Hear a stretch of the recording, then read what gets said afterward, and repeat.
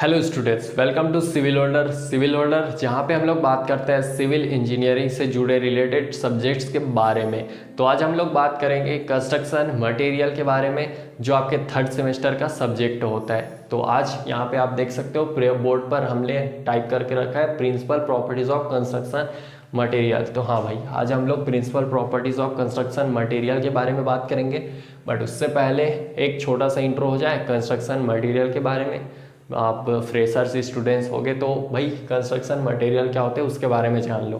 Construction material, जब भी हम अपना बिल्डिंग बनाएंगे तो बिल्डिंग के अंतर्गत कौन कौन से मटेरियल होंगे? सीमेंट होगा, गिट्टी होगा भाई, सैंड होगा, मतलब फाइन एग्रीगेट गिट्टी को बोलते हैं, कोर्स एग्रीगेट, स्टील यूज़ करते हैं, और भी बहुत सारे मटेरियल्स होते हैं। तो उस मटेरियल्स की क्या क्या प्रॉपर्टीज़ होती है? फिजिकल प्रॉपर्टीज़, केमिकल प्रॉपर्टीज़, और भी अनेक प्रकार के प्रॉपर्टीज़ होते हैं। ठीक है, तो उसी प्रॉपर्टीज़ में से एक आता है प्रिंसिपल प्रॉपर्टीज़। उसमें आता है डेंसिटी होता है, बल्क डेंसिटी होता है, पोरोसिटी होता है, डेंसिटी इंडेक्स होते हैं, बहुत सारे प्रॉपर्टीज़ देखने को मिलेंगे आपको।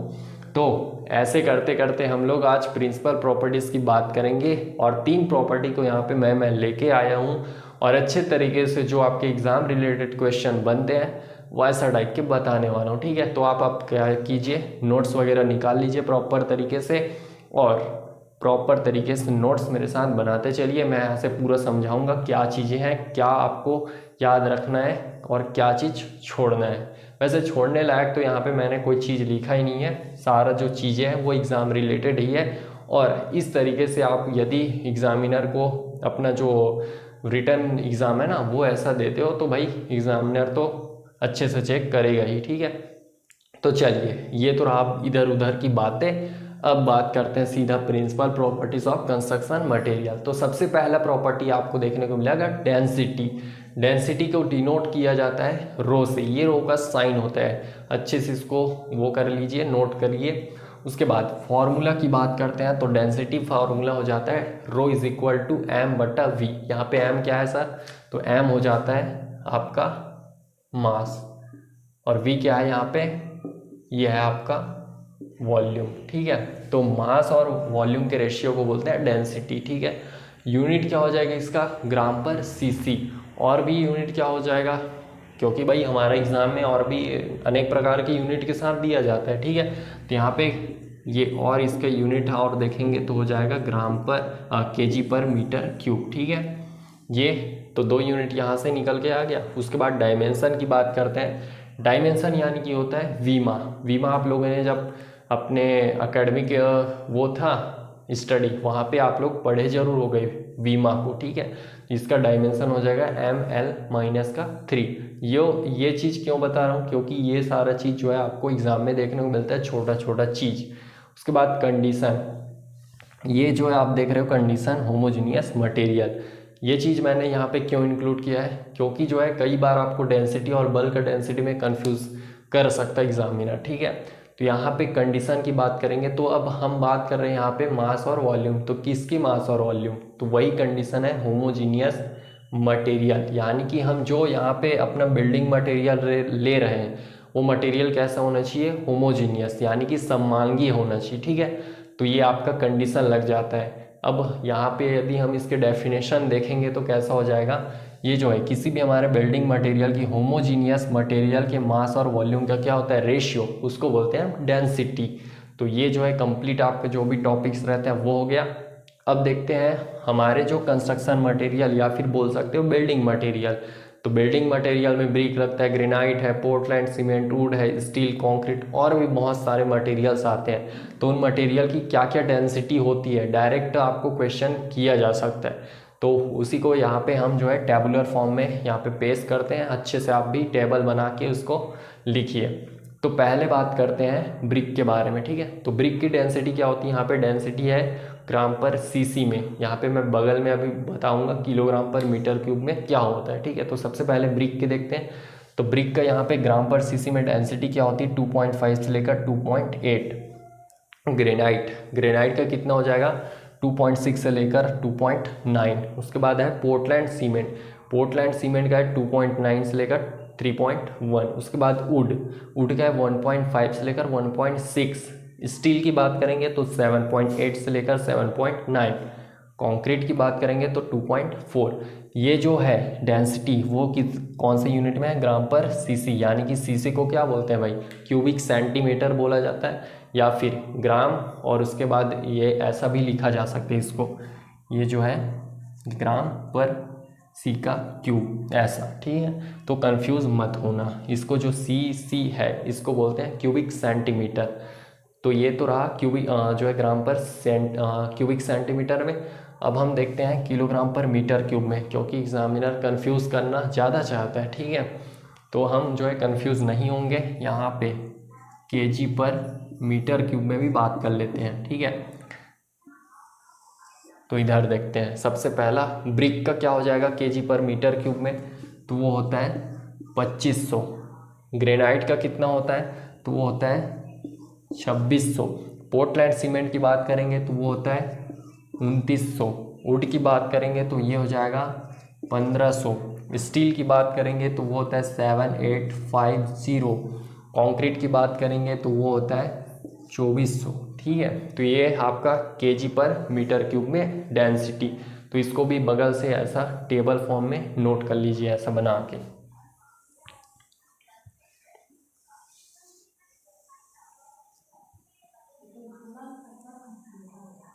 ये इस प्रकार से। तो ये तो रहा आपका डेंसिटी, ये चीज़ क्लियर है। तो बढ़ते हैं नेक्स्ट दूसरे प्रॉपर्टीज़ में। दूसरा प्रॉपर्टीज़ आपका आता है बल्क डेंसिटी, ठीक है। अब डेंसिटी और बल्क डेंसिटी आपको फॉर्मूला में यहाँ पे देख रहे हो तो सेम लग रहा है, डिनोटेड अलग तरीके से कर रहे हैं, कंडीशन यहाँ पे आपको अलग लग रहा है, यूनिट सेम लग रहा है, इधर भी केजी पर मीटर क्यूब, यहाँ भी केजी पर मीटर क्यूब, डायमेंशन भी सेम है। तो अंतर कहाँ कहाँ पे है, कंडीशन पे है और कैसा डिनोट किया जा रहा है। तो इसके ये दो चीज़ यहाँ पे अलग अलग दिखाई दे रहा है।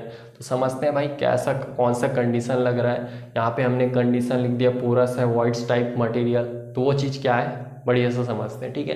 तो बल्क डेंसिटी कैसे डिनोट करते हैं इसको, रो बी से। रो यहाँ पे किसको डिनोट कर रहा है, डेंसिटी को, और बी किसको डिनोट कर रहा है, बल्क को डिनोट कर रहा है, ठीक है। फॉर्मूला क्या बन जाएगा, rho B is equal to M by V. M sir यहाँ पे क्या है, तो एम यहाँ पे है सेम मास, और वी क्या है, वॉल्यूम, ठीक है। अब यहाँ पे मास और वॉल्यूम किसका होगा, यही कंडीशन पे चर्चा करेंगे अभी। यूनिट क्या हो जाएगा, सेम केजी पर मीटर क्यूब में, डायमेंशन क्या हो जाएगा, ml माइनस का 3। कंडीशन अब यहाँ पे जो है मास और वॉल्यूम आ रहा है, मटेरियल की बात कर रहे हैं, तो मटेरियल कैसा होना चाहिए यहाँ पे, तो वो मटेरियल होना चाहिए अपना पोरस या फिर वाइट्स टाइप। अब यहाँ पे नए नए फ्रेशर स्टूडेंट आते हैं तो उनको ज़्यादा पता नहीं रहता पोरस और वाइट्स किसको बोला जाता है, ठीक है। तो ये मान लो कि ऐसा मटेरियल है, अब इस मटेरियल के अंतर्गत छोटे छोटे छिद्र या स्पेस बच जाते हैं, ठीक है, तो उसी को बोलते हैं वाइट्स या फिर पोरस बोला जाता है। तो ऐसा टाइप का हमारा मटेरियल रहना चाहिए, तो उसी मटेरियल में हम जो है बल्क डेंसिटी निकालते हैं, ठीक है। अब यहाँ पे आप देख सकते हो, यहाँ पे इधर मटेरियल है और इधर बल्क डेंसिटी किलोग्राम पर मीटर क्यूब में है, ठीक है। तो ये जो चीज़ें हैं 1 से लेकर 8 तक मैंने लिखा, और भी मटेरियल्स आती है, तो जो मटेरियल ज़्यादा पूछा जाता है उसी के बारे में यहाँ पे मैंने पूरा वो किया है, डिस्क्राइब किया है। तो देखते हैं इधर बिल्डिंग मटेरियल और इधर उसकी बल्क डेंसिटी। तो सबसे पहले ब्रिक की बात करते हैं। तो ब्रिक का कितना होता है, 1600 लेकर 1800 तक ये होता है। उसके बाद ग्रेनाइट की बात करेंगे तो 2500 से लेकर 2700 केजी पर मीटर क्यूब में, यूनिट भी ध्यान रखिएगा। उसके बाद है सैंड। सैंड को बोलते हैं फाइन एग्रीगेट भी बोला जाता है, तो यदि फाइन एग्रीगेट दिया है तो कंफ्यूज नहीं होना है। तो सैंड का कितना होता है, वो होता है 1450 से लेकर 1650 केजी पर मीटर क्यूब। उसके बाद स्टील की बात करेंगे तो वो होता है 7850 केजी पर मीटर क्यूब। आरसीसी का फुल फॉर्म होता है रेनफोर्समेंट सीमेंट कॉन्क्रीट, ठीक है, तो उसका हो जाएगा आपका 2500 केजी पर मीटर क्यूब। उसके बाद पीसीसी का फुल फॉर्म क्या होता है, आप लोग मुझे कमेंट करके बताना, ठीक है। मेरे को पता है बट आप लोगों को पता है कि नहीं, ये चीज़ मेरे को कमेंट करके जरूर बताना, ठीक है। तो पीसीसी का देखेंगे तो पीसीसी का कितना होता है 2400 केजी पर मीटर क्यूब। पोर्टलैंड सीमेंट का होता है 1440 केजी पर मीटर क्यूब।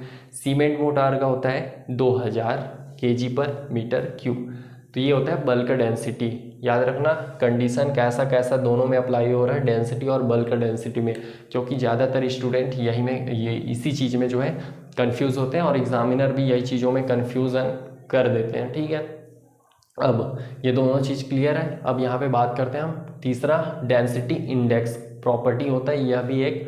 ठीक है, तो डिनोटेड किससे डिनोट किया जाता है भाई, इसको रो नॉट से डिनोट करते हैं। अब फॉर्मूला क्या होता है, टाइम इसका जो है डेफिनेशन क्या बनेगा वो देखते हैं। तो फॉर्मूला यहाँ पे मैंने लिख दिया है, rho naught is equal to rho B बटा रो। हमारा रो बी क्या है, यहाँ पे हमने लिखा है बल्क डेंसिटी होता है भाई, रो क्या होता है, डेंसिटी होता है, इधर हमने लिख दिया है। तो डायरेक्टली यहाँ से आप समझ सकते हो कि इसका जो डेफिनेशन कैसे बनेगा डेंसिटी इंडेक्स का। यह जो है हमारे जो है बल्क डेंसिटी और डेंसिटी का क्या होता है, रेशियो होता है। ठीक है, जिसको हम क्या बोलते हैं, डेंसिटी इंडेक्स बोलते हैं। अब इसके यूनिट की बात करें तो ये यूनिट यदि हम बात करेंगे तो यहाँ पे अब देखो बल्क डेंसिटी का यूनिट क्या है, केजी पर मीटर क्यूब, और यहाँ पे डेंसिटी का यूनिट क्या है, यहाँ पे केजी पर मीटर क्यूब। ये अभी ये दोनों क्या हो जाएगा, कैंसल हो जाएगा, तो यूनिट कुछ आया नहीं है ना, तो ये जो है यूनिट लेस होता है। ठीक है, डायमेंशन, अभी इसका यूनिट ही नहीं आ रहा है तो डायमेंशन नॉर्मल सी बात है, इसका ये भी क्या होगा, डायमेंशन लेस होगा। ठीक है, तो ये सारा चीज़ यहाँ से क्लियर है डेंसिटी इंडेक्स में।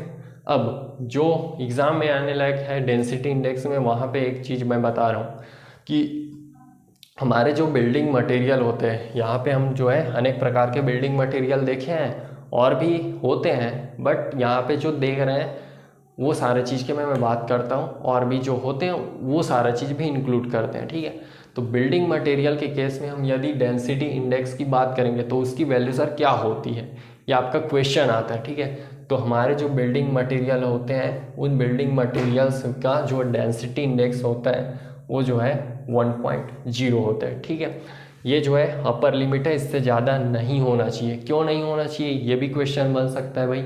तो ऐसा इसलिए क्योंकि हमारे जो बिल्डिंग मटेरियल होते हैं वो पूर्ण रूप से सघन नहीं होते हैं, यानी कि प्रॉपरली डेंस नहीं होते हैं। इस कारण से उनका जो वैल्यू है ये 1.0 से ज़्यादा नहीं होती है। ये जो एग्ज़ाम में आने लायक टॉपिक है, तो इसको जो है प्रॉपर नोट करके रेड पेन से नोट कीजिए और मस्त अपने कापनी में सारा चीज़ को नोट कीजिए। तो यहाँ पे आज हम लोग बात की है principal properties of construction material. 3 property मैंने यहाँ से पूरा डिस्क्राइब किया है। अब ये पार्ट 1 वीडियो है, नेक्स्ट जब वीडियो आएगी तो पार्ट 2 का वीडियो आएगा, वहाँ पे जो आगे की प्रॉपर्टीज़ है प्रिंसिपल प्रॉपर्टीज़ उसके बारे में चर्चा करेंगे। आई होप आप लोगों को ये जो 3 प्रॉपर्टी आज मैंने बताया वो सारा चीज़ क्लियर होगा। अगर कोई भी डाउट है तो मुझे कमेंट बॉक्स में ज़रूर पूछना, और इंस्टाग्राम पेज पे जाके भी पूछ सकते हो। फॉलो करके जरूर रखना भाई अपना भाई का जो आईडी है उसको। ठीक है, आईडी बगल में सो रहा, डिस्क्रिप्शन बॉक्स में भी मिल जाएगा, तो वहाँ से फॉलो ज़रूर कर लेना।